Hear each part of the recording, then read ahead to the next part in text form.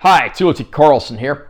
Today we arrive at the end of the Star Wars prequel trilogy with the 2005 installment, Revenge of the Sith, Episode 3. I'm going to unbox this release and share my opinions. There's our cover art there depicting our heroes and of course the famous duel at the end of the movie. Back cover. Inside we get a Movies Anywhere digital code. We get the film in 4K Ultra High Def, Blu-ray, and then we also get a bonus disc. Discover the true power of the dark side.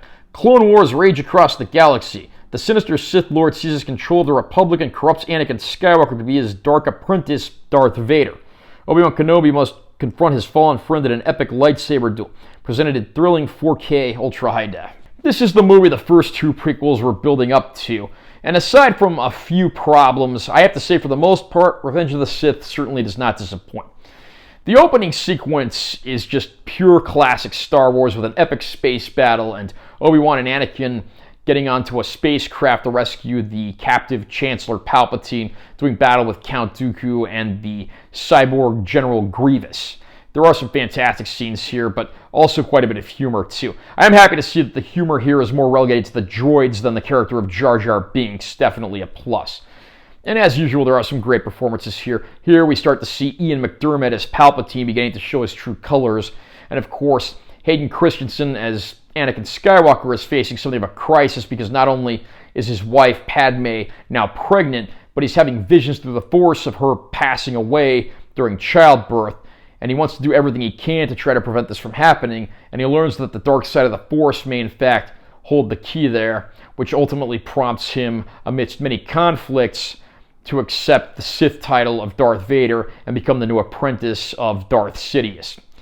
Ewan McGregor as Obi-Wan Kenobi once again gives probably the best performance in the film, this time with him having to confront his friend who's fallen to the dark side, but there are still plenty of lighthearted, more humorous moments as well, and some great battles, including Obi-Wan traveling to a planet with his battalion of clone troopers to try to apprehend General Grievous.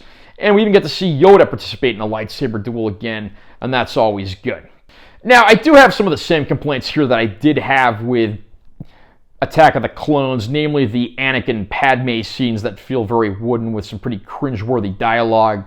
Again, George Lucas, great idea guy, great producer, not a great screenwriter or director. So those sequences, unfortunately, do feel, again, a little out of place, and they tend to be more of a detriment.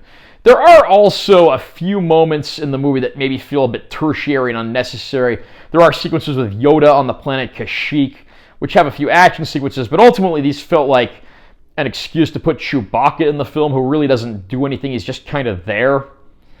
But again, that big battle between Darth Vader and Obi-Wan Kenobi at the end of the movie that had been fabled in the lore for so long certainly doesn't disappoint when it unfolds on the screen. This was the first Star Wars movie to ever be rated PG-13 rather than just PG, and that, of course, probably comes from the aftermath of that duel, which is actually quite gruesome and disturbing. Probably the scene in the Star Wars saga that's the most true of. Overall, though, you had two prequels that were decent, but Revenge of the Sith is the payoff, and it absolutely does not disappoint. Is it a perfect film? No, but it's by far the best of the three prequels. Like Attack of the Clones, Revenge of the Sith was shot on 1080p digital cameras, so this is an upscale, and of course there's a lot of CG and blue screen work, so that unfortunately does make something of a detriment to how good you can make the picture look. But this is easily the best looking of the three prequels. I had my doubts as this was an upscale, but there's a surprising amount of detail. It's quite bold and colorful when it needs to be. And it is, in all ways, a step up from prior releases of the film. I mean, don't let this being an upscale fool you. It is a good-looking disc. Again, there's only so much you can do with CG effects and blue screen and green screen work that maybe haven't aged the best. But overall, it is a fantastic looking release, and I'm not disappointed there. We do have that included bonus disc that has a lot of the old archival materials, and there's quite a lot to watch there, so if you are a Star Wars fan, you certainly won't be disappointed in the supplement package.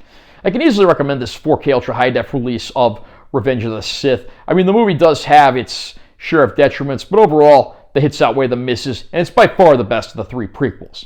How about you? Are you a fan of Revenge of the Sith? Do you think it's the best of the three prequels? Where would you rank this one in the Star Wars saga overall? Comment down below, and let me know what you think. Also, remember to subscribe to this channel for more content. I'm always posting new videos, and make sure you give this one a like if you found it helpful. I'm Timothy Carlson. See you next time.